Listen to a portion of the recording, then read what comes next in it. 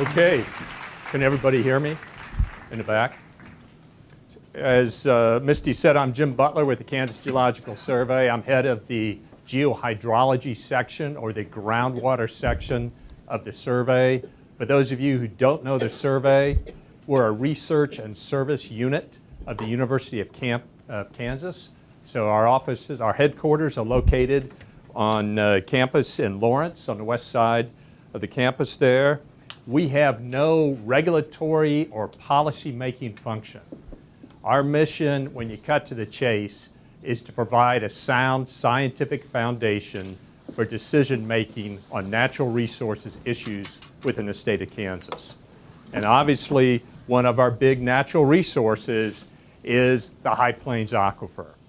And so the movie that we just saw was about California, and it was not the most uplifting movie I've seen in a while. So I can't say that I am going to be incredibly uplifting here, but there are some aspects of what is going on here in Kansas that give one some hope, at least for the near term, for the next 30, 40, 50 years. So let's launch into it. And I apologize, some of these slides are going to be cut off at top and bottom. We didn't get it quite sized right. So if need be, I'll read the material that's missing. So I think most folks here understand the High Plains Aquifer. It extends over 8 states here in the central U.S. As is the Central Valley, the High Plains Aquifer is one of the largest and most important regional aquifers in the world in terms of the agricultural production that its waters support.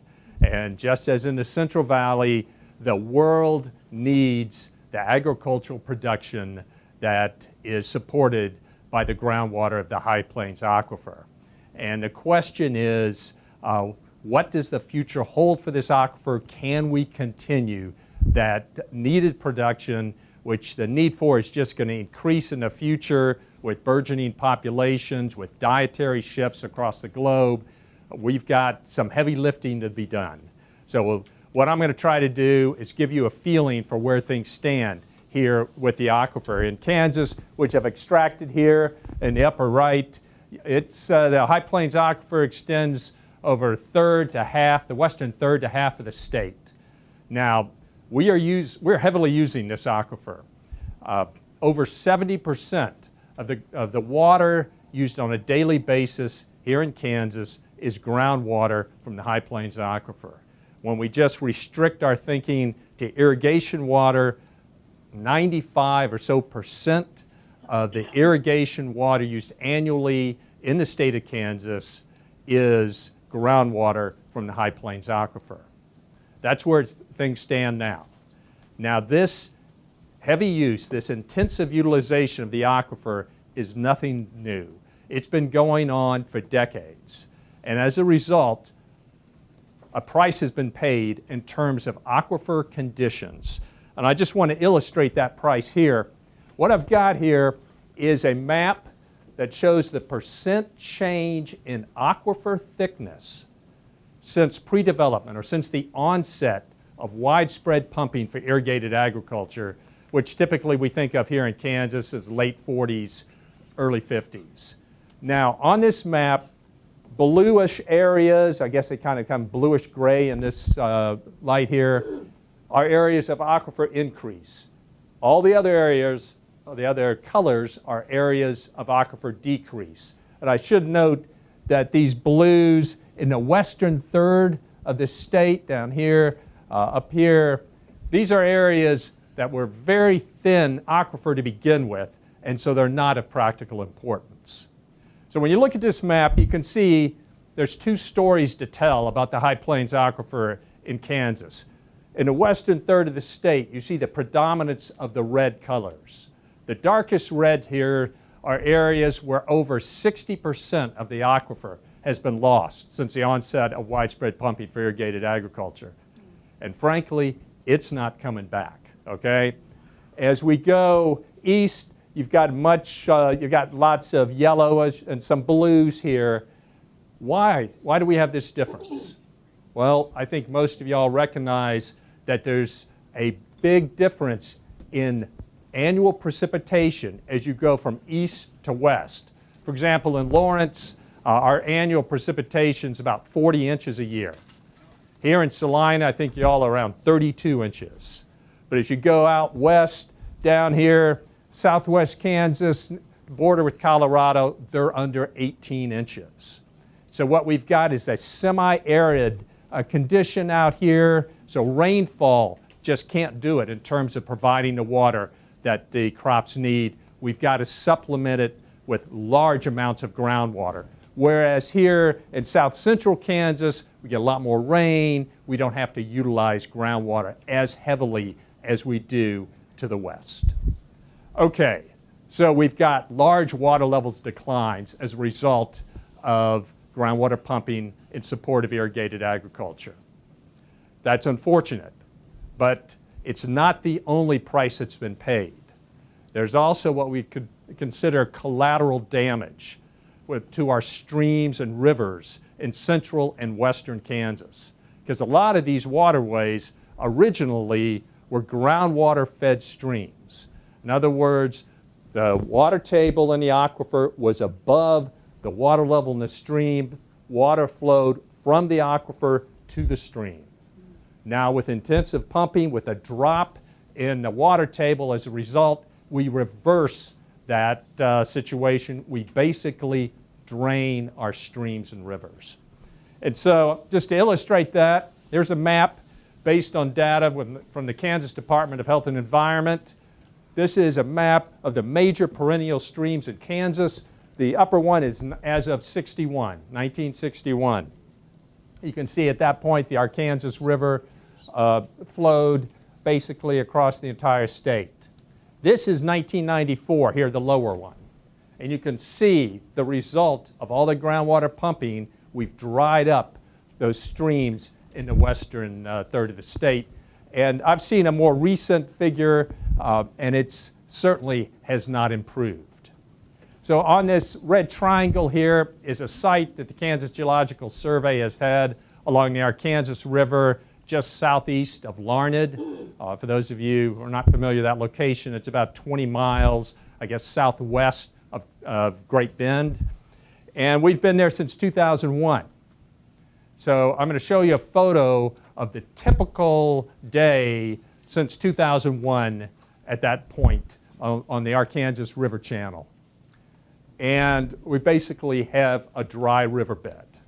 Now the plants and the vegetation you see along the river channel, the riparian zone vegetation, and this area is doing well.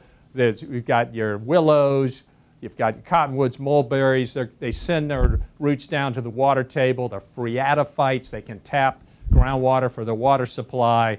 But as you go upstream, they drop off because the water table is just too deep. And I'll just try to have a little dose of humor here. The Arkansas River is one of 3 rivers in Kansas that is federally classified as navigable. And that's now via the ATV route there. But it is a very depressing sight to see our major rivers in this sort of situation. But it's a product of the pumping of groundwater. So the title of my presentation was High Plains Aquifer Current Status and Future Prospects. And so here's the current status. On the left, we've seen large percent change in aquifer thickness and causing our streams to be, many of our streams or waterways in western Kansas to be dried up. So the major focus of the remainder of this presentation is what does the future hold for this system? Okay, that's what I'd like to focus on here for the remainder of the presentation. But before I get there, let me give you some background so you kind of understand the water situation, the aquifer here in Kansas. So first, let's go to the aquifer, High Plains Aquifer. Here in Kansas, we basically consider 3 kind of subcomponents of the aquifer. In the western third of the state, we have what let's see if I can get this to work. There we go. The Ogallala Aquifer. And the whole High Plains Aquifer, I should note, is just basically the erosional debris coming off the Rockies. The Ogallala is older than the aquifers in south central Kansas. Probably 2 to 6 million years is kind of the time frame when we think of the Ogallala. Then south of Great Bend, south of the Great Bend of the Arkansas River, we have the Great Bend Prairie Aquifer. And then to its east, we have the Equus Bed Aquifer. Now, Great Bend Prairie, Equus Beds, younger material, basically ice age, for maybe, I don't know, 2.5 million to maybe a tad under 12,000 years ago, the age for those. Now, the Ogallala and the Great Bend Prairie, these aquifers, the groundwater use, I would say, is over 95%, if not 97, 98%, for irrigated agriculture. Now, the Equus Beds has an important role in irrigated agriculture, but also provides water supply for the city of Wichita. So there is a municipal aspect, water use for Equus Beds, but really for the Ogallala, Great Bend Prairie, municipal and industrial use, very, very small. Okay, so that's the aquifer. If we're going to understand what the future holds for an aquifer, we need data on how it has responded to the development that has occurred. And this is where Kansas shines. My predecessors in the water resources community here in Kansas understood that if we're going to make sound scientific decisions based on sound scientific foundations, we have to have data. And here's where we're unlike California. California just hasn't done a very good job in collecting data about their aquifers. We, however, in Kansas have, and I just want to give you 2 data sets that are critically important. This is our annual water level measurement program. So every year, in the first week to 10 days of January, the Kansas Geological Survey, the Division of Water Resources of the Kansas Department of Ag, they send out teams. We measure water levels in a network of approximately 1,400 wells in the High Plains Aquifer. And there's a website there that's been truncated, but I'll give you that at the end. Now, we do this in January because it's 3 to 4 months after cessation of irrigation pumping. Most of the wells in this network are irrigation wells. And so they're not operating at this time. It's been 3 to 4 months since they've stopped operating. So that water level measurement we take in January is relatively insensitive to year variations in the timing of the end of the irrigation season. So it's this data set. We've been doing this for decades.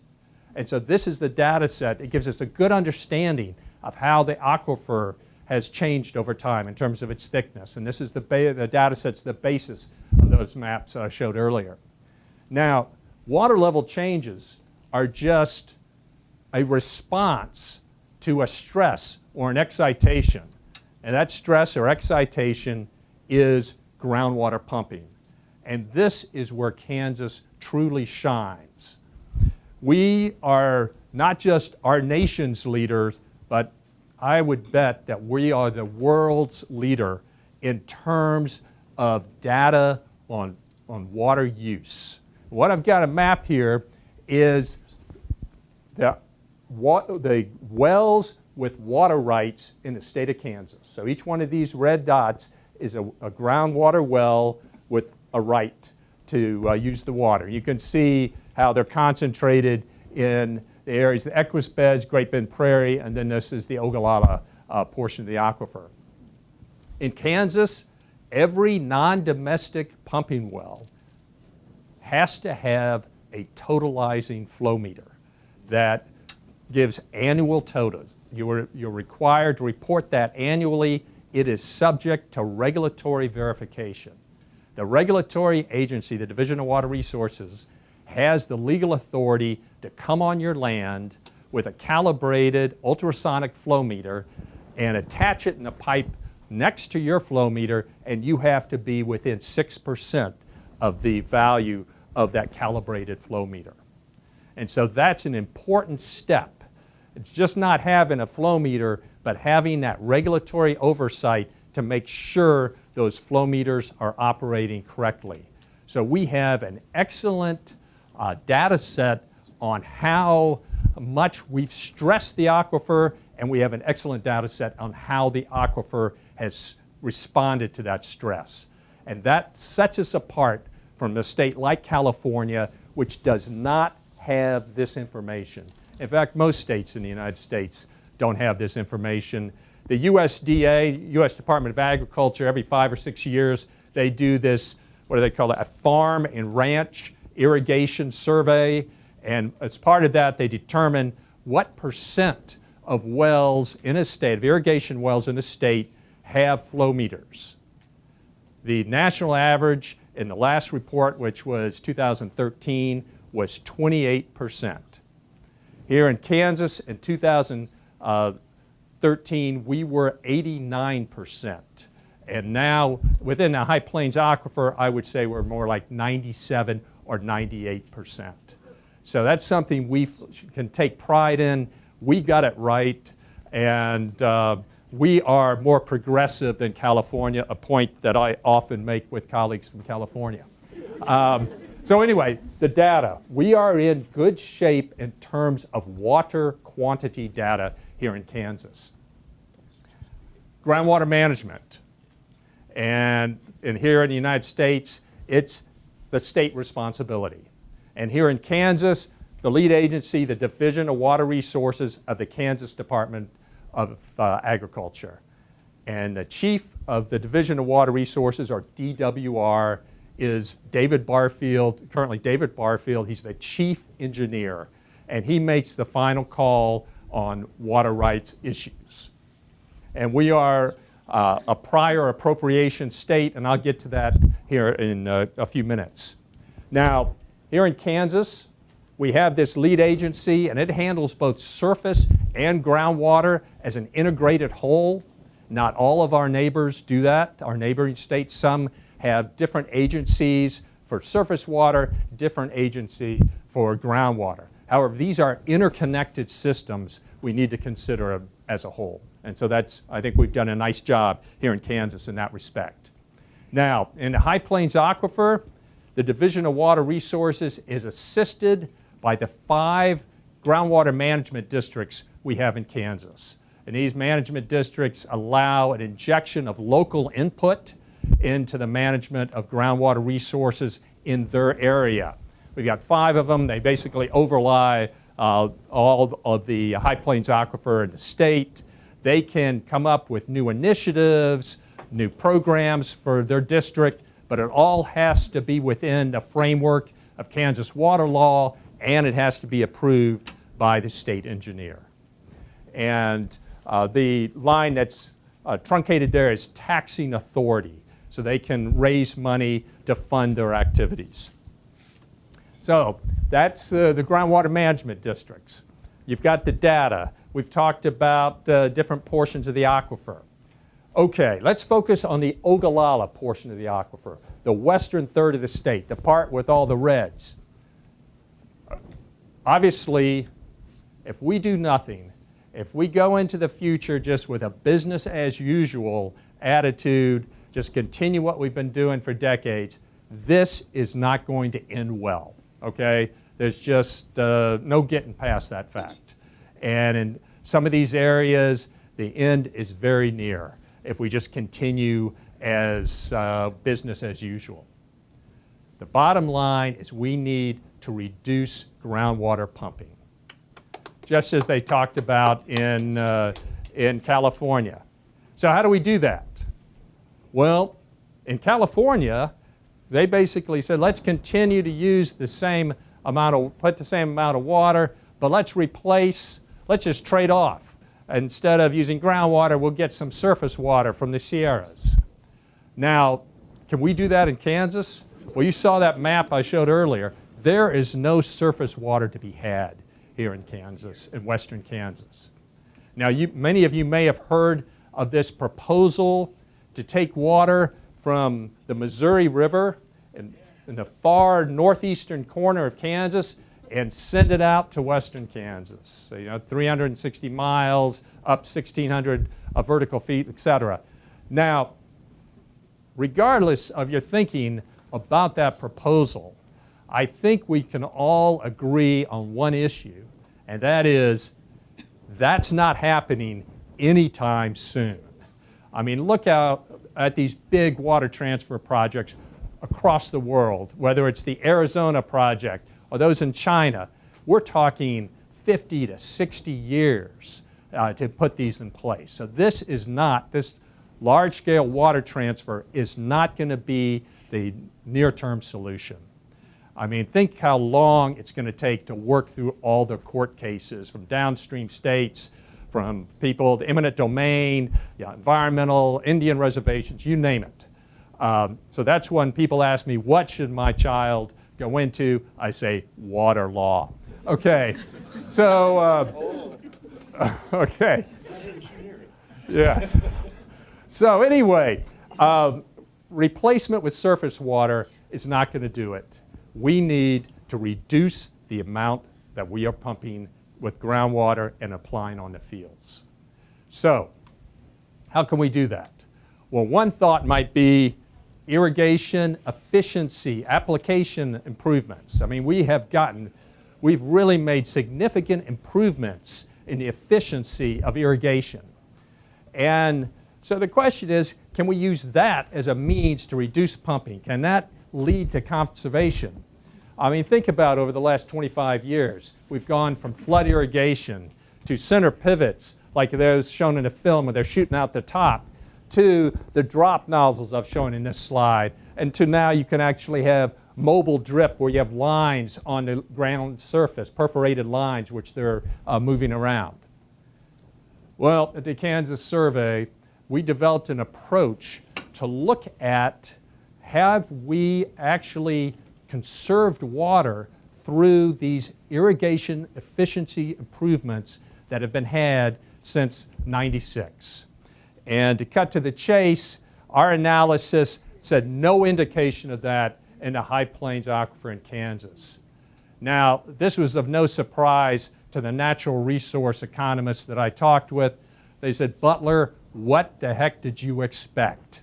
This has been known by economists for at least 150 years. There's something called Jevons paradox, where you say, okay, I'm going to make resource use more efficient. I'm not going to conserve. And actually, in most cases, you use more. But here in Kansas, because of the water right upper bound, we just haven't conserved. So that's not panning out for us. So another approach we could use is the water rights system, the water law. In Kansas, we've got this prior appropriation doctrine, which they mentioned in the film.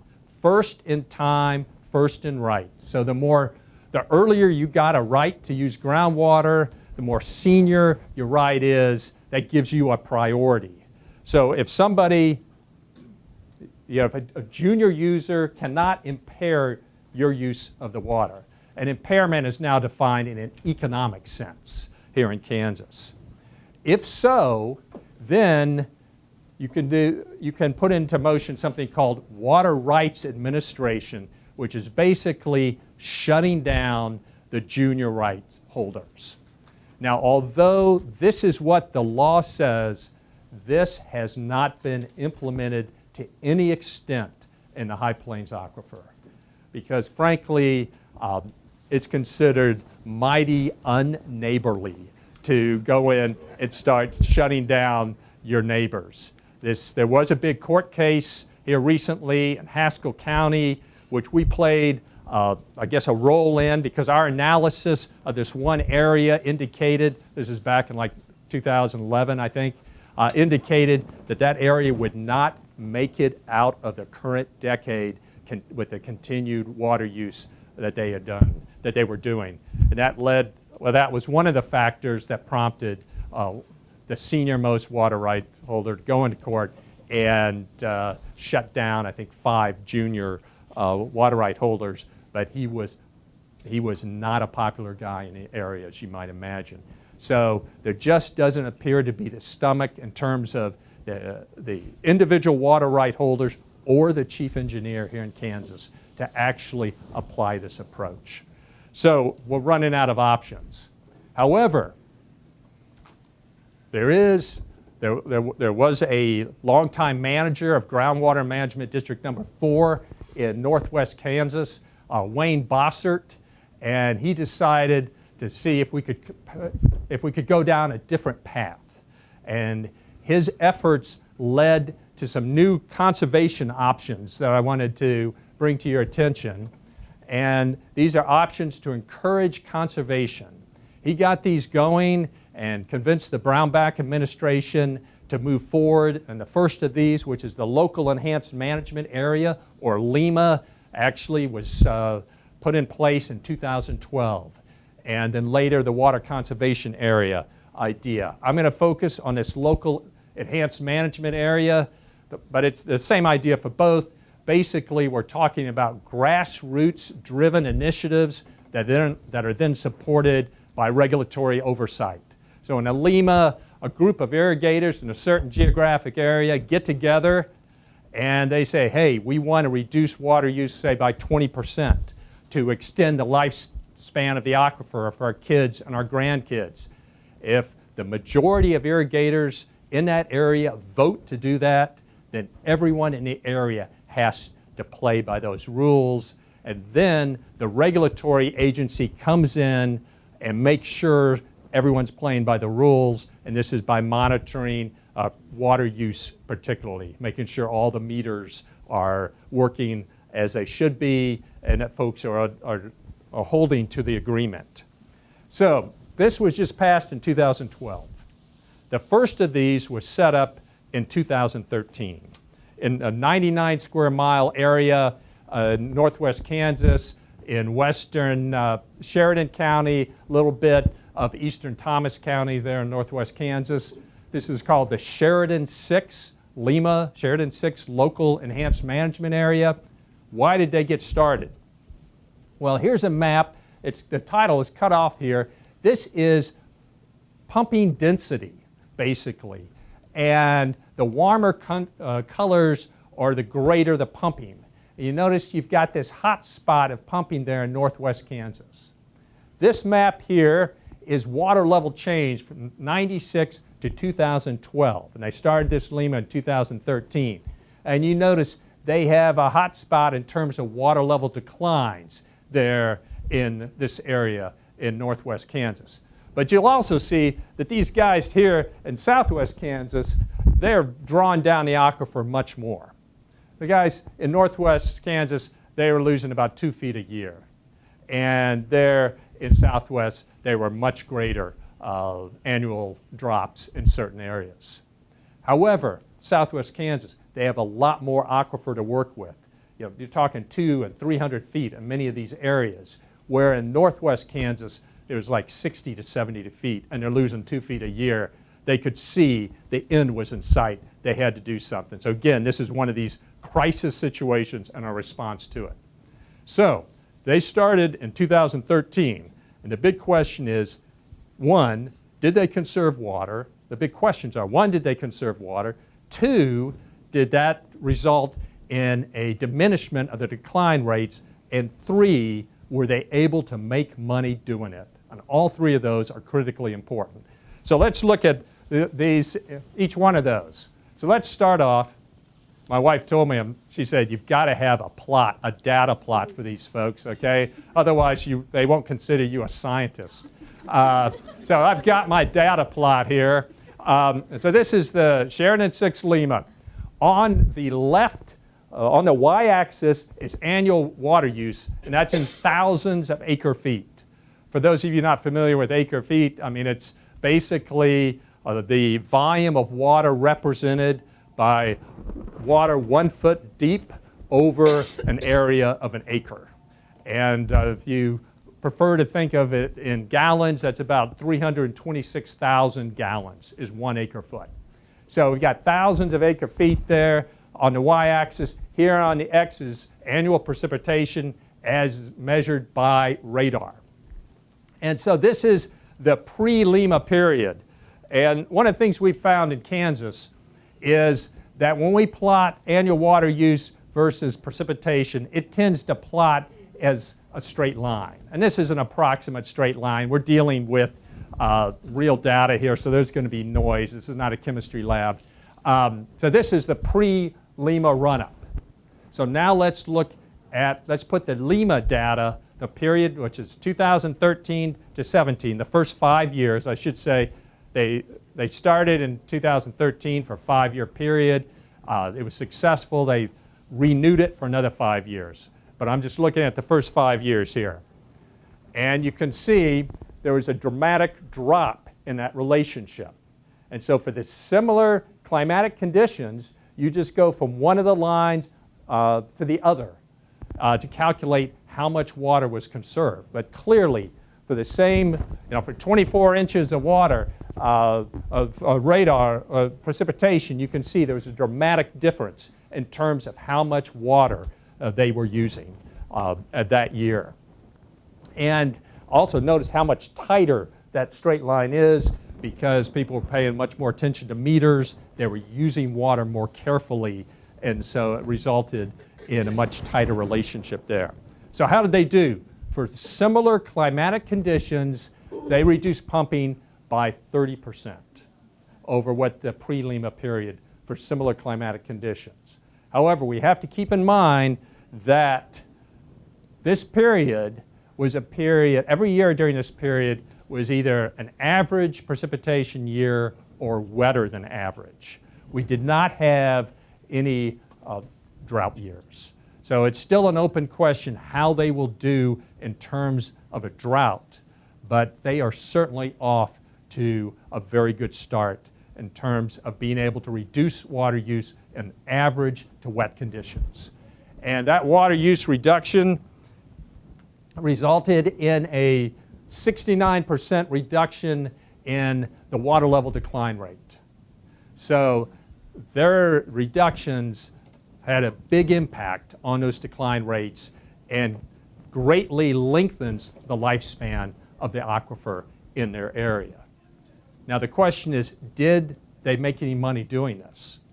Well, Kansas State University has an ag economist, Bill Golden, who recently completed a study.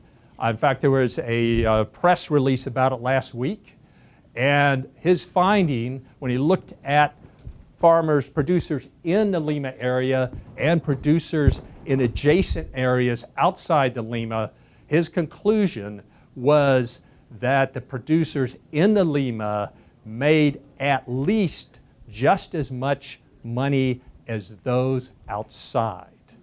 Now, the gross of monies were much different, but the net was what everyone really wants to pay attention to, was the key.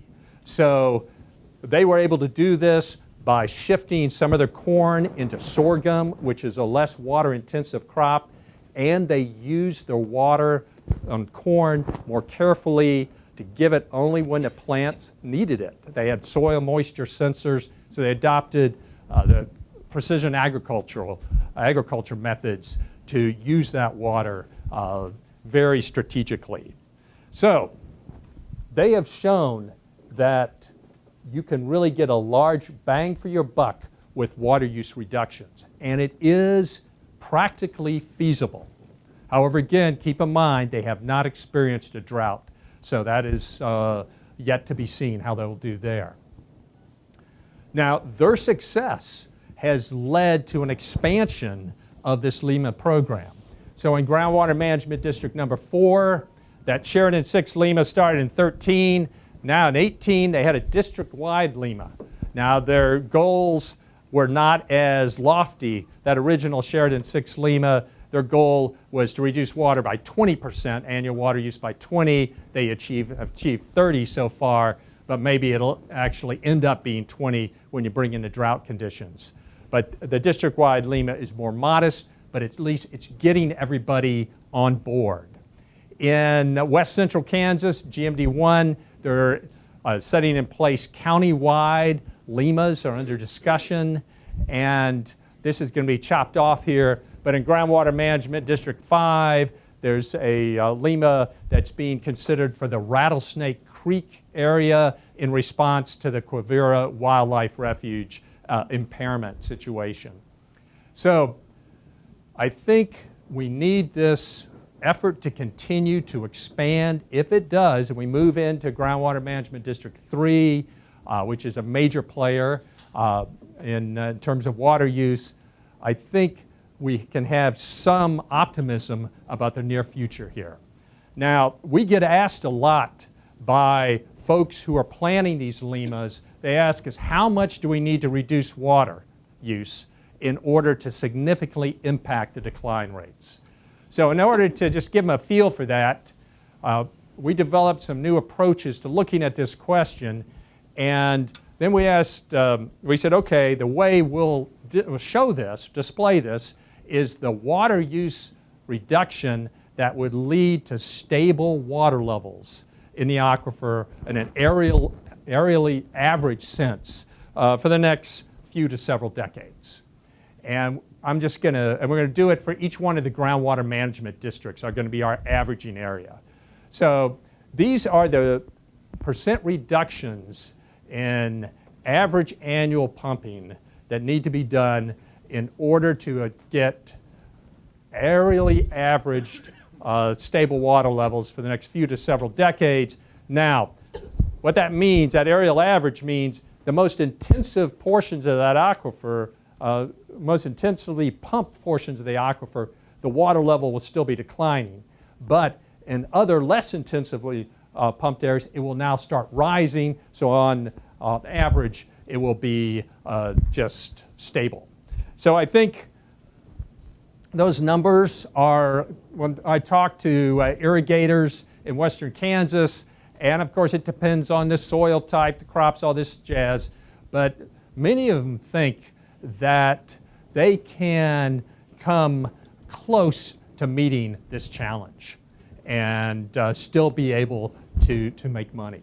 And here in south central Kansas, it's much less arduous a route in terms of the reductions required because of the more rainfall they get in this area. So when people ask me what the future, let me rephrase that, where things stand with the High Plains Aquifer in Kansas, I guess my response would be that the hour is late. There's no question about it. But all is not lost. We now have these management options in place that should be able to significantly extend the lifespan of this resource. Now, we're not talking about making this sustainable. That is still a question that we're going to have to be awful lucky in terms of the impacts of climate change, et cetera. We're going to have some technology developments, et cetera, if we're actually going to get to sustainability in many of these areas. But I think we can significantly extend the lifespan of this aquifer for decades with these types of pumping reductions. And with that, I think I'll bring it to a close. Just some acknowledgments of funding, both state and federal, and Kansas Geological Survey has a one-stop shop for information about the High Plains Aquifer, and that is our Kansas High Plains Aquifer Atlas. And I know what many of you are thinking right now. Say, Butler, I do not have a pen to write down that web address. No problem, because I have right here the highly coveted High Plains Aquifer Atlas refrigerator magnets. Okay, and I've also got some reports, et cetera, if folks are interested. And with that, I'll bring it to a close, and I'll be happy to take any questions, I guess, if that's the format. I'm going for it. Okay. My question is, if we changed what they're growing, you said it worked once, with have to use less water.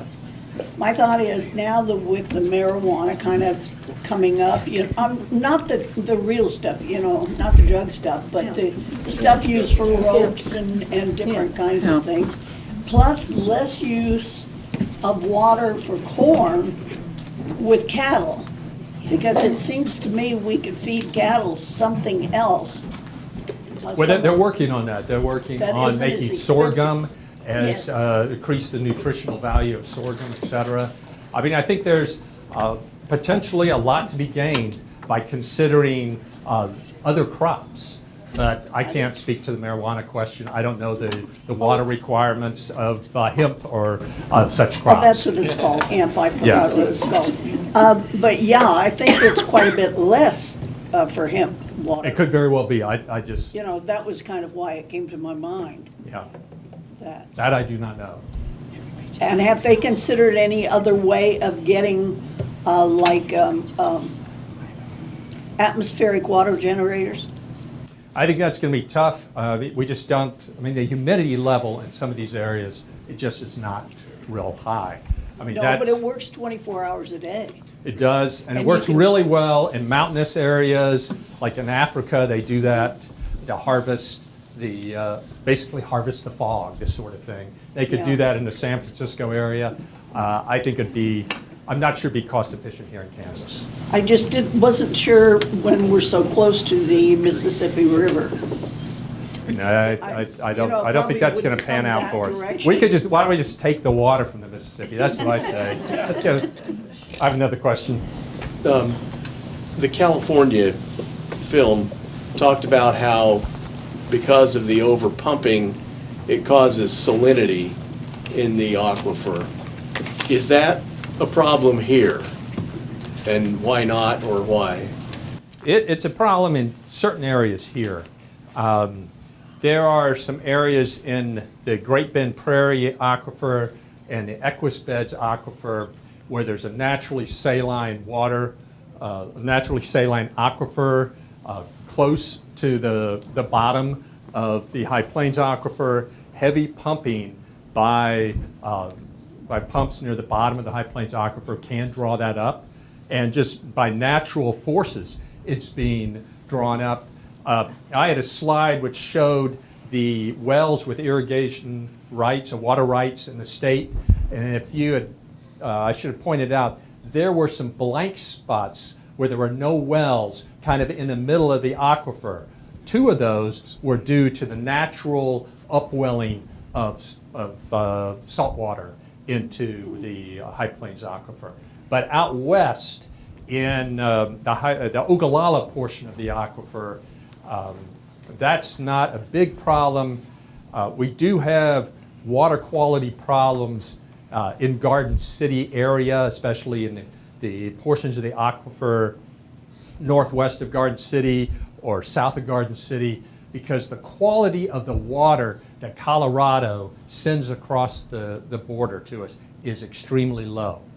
And it's caused communities like Lakin, which is upstream of Garden City, to have to put in a reverse osmosis treatment plant because the uranium concentration in the water was above the EPA health limit. And uranium, you don't want to fool around with these types of constituents if they get above the contaminant level. This is all just naturally concentrated because you've got the reservoirs in Colorado, you've got a lot of irrigation being done in Colorado, and so it just concentrates naturally produced solutes, or just from erosion of geologic units, the concentration just gets higher and higher, and then they dump it into Kansas. So that's a problem for us. I have a question here. Sure. Any impact or correlation about fracking using water versus sustainability or impacting the aquifer?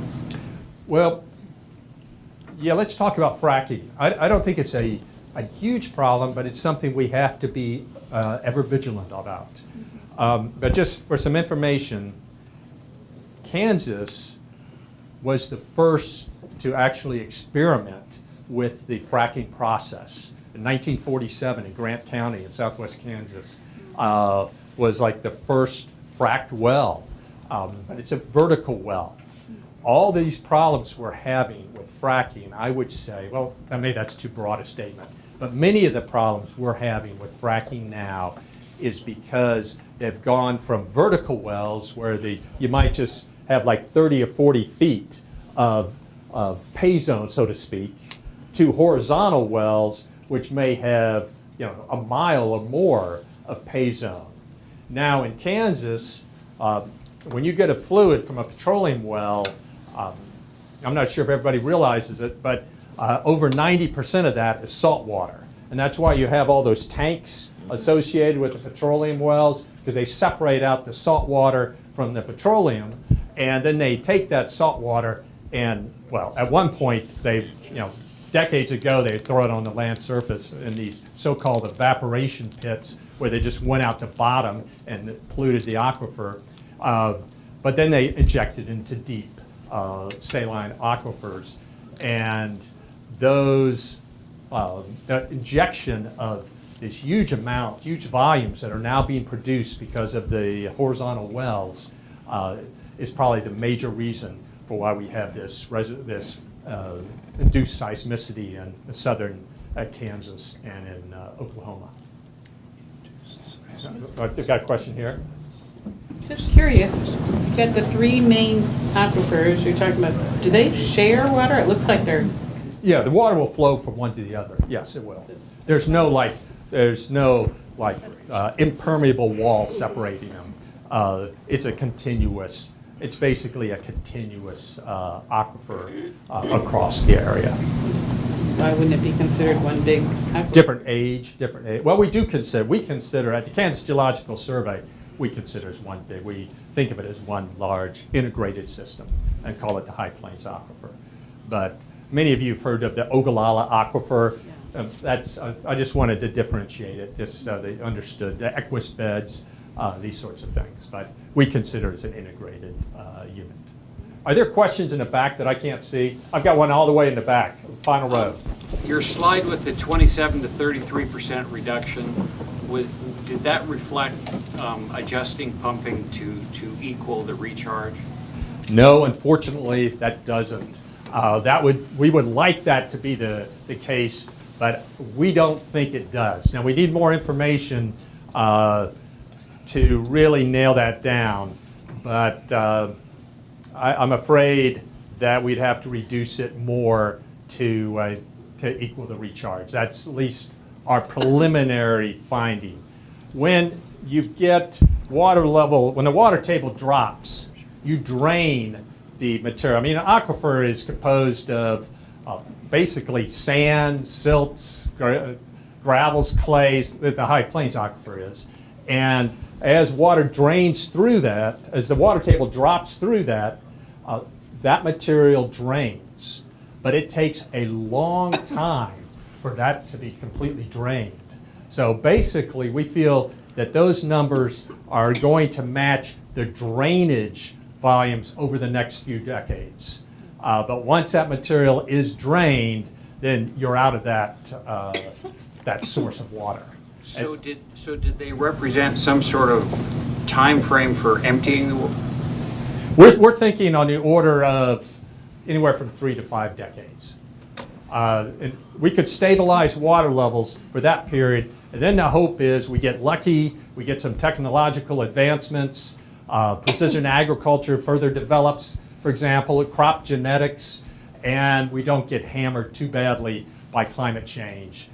Then perhaps we do have a chance of sustainability in some of the areas of western Kansas. I think we have a much better chance in south central Kansas around the Great Bend Prairie and Equus Bed aquifers, but the Ogallala aquifer, it's yet to be seen. We're hopeful, but I had another question right through here. Yes. You were saying that surface water is not really a resource for producers in the areas you were talking about. I'm thinking about producers like there's a guy named Gabe Brown up in North Dakota. In the sustainable production circles, they're talking a lot about building topsoil, mimicking ruminant patterns in nature to really increase the water retention in soil. Do you have anything, have you worked with farmers that are doing that I have not. Are you seeing resilience with farmers that are? I think if you do that, if you do that, if you can increase the water retention capabilities of the topsoil, I think that's going to be very beneficial. Do you feel that loss of topsoil is part of why producers are increasingly, do you feel that if they implemented, it's harder to, it's easy to say that, but farmers obviously have a lot of challenges when it comes to mimicking ruminant patterns and that sort of thing, but do you feel that that has anything to contribute to the water shortage? I don't think it contributes to necessarily to the, well, I think, for example, if you're growing corn on sand, there's not much retention capability in that sand. And if you could increase that, then you should be able to grow the corn with much less water. So in that case, in that situation, you could see how it would make a real difference. But I don't have the expertise to really discuss the practical feasibility of it. A couple more questions. Okay, right there. Is there any national kind of monitoring like the Ogallala Aquifer? T. Boone Pickens and some of his ranchers in the panhandle of Texas have this plan to run a big pipe down to Dallas, Fort Worth. Is there any national kind of thing to help monitor this? Well, that's, groundwater management, as I showed in the one slide, is currently a state responsibility. I don't know what the status, I heard about that a few years ago. I'm not sure what the status of that project is. Fortunately, T. Boone is not as young as he used to be. So. Yeah, and it's Texas. I mean, they have the rule of capture. They have a lot more flexibility to really impact their aquifer in negative ways. But that activity will not impact us in Kansas. One of the key principles of groundwater hydrology is that groundwater moves extremely slowly. I mean, you think of it, an aquifer like the High Plains Aquifer, it's these piles of sediments that have been compacted because you got a couple hundred feet or whatever above it. And so you've got these tiny little holes, pores through which water is moving. The friction is very high, so you're just not moving very fast. So they could do a heck of a lot of bad things in Texas. But with groundwater moving a mile every 1 to 3 decades, that's not going to impact us here in Kansas for a heck of a long time, which is fortunate. Also, there's a big river, the Canadian River also cuts through it, that helps us as well. One more question from someone who hasn't asked one. I taught back in Garden City, left there in 1980, and worked for the Soil Conservation Service.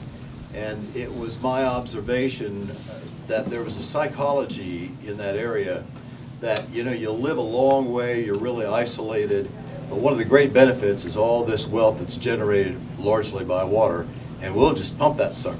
They were talking about it back then, about cutting back, but nobody did.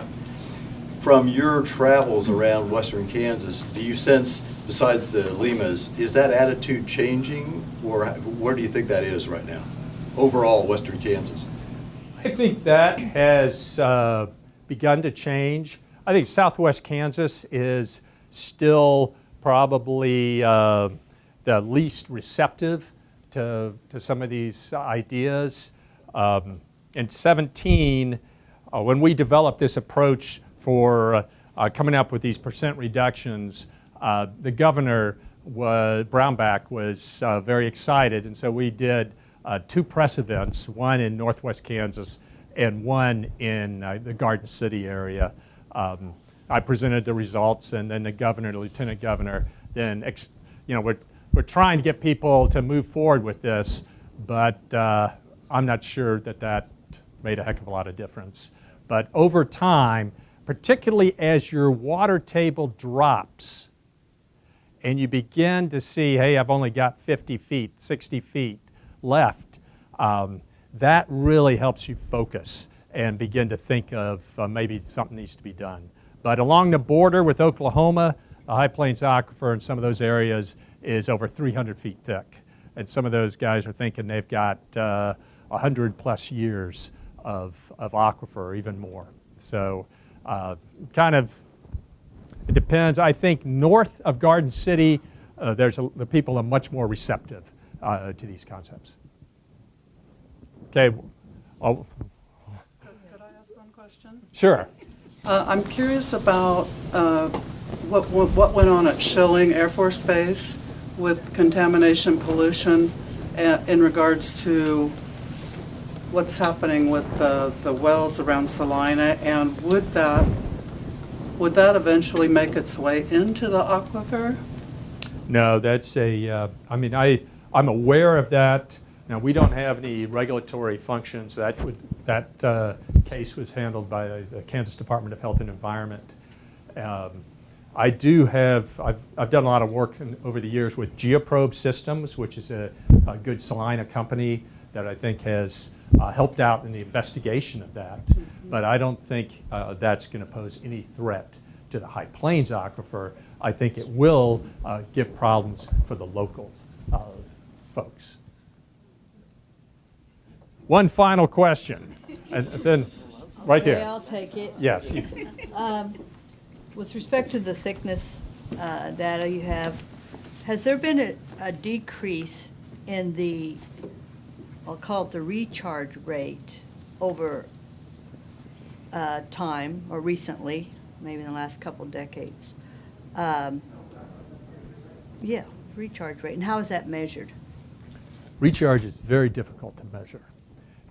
But I would say, if anything, recharge has increased over time because the prairie grasses were highly efficient at using any water that fell on them. They had the deep root patterns. They didn't let a heck of a lot get past them. Then we've come out and removed those, and so then we've over-applied irrigation water. So we have what we call irrigation return flow. So additional water that was not picked up by the plants that then heads down toward the water table. So I would say it's increased over time, but as we become more efficient with our irrigation strategies, that irrigation return flow will then start decreasing. And so I'm not sure what the long-term result will be. But recharge is very difficult to measure. We're trying to work on that at the Kansas Survey. One of the problems is it can change dramatically from here to here. Maybe there's some root holes or something, gopher holes where the water can zip down. Well, over here there isn't.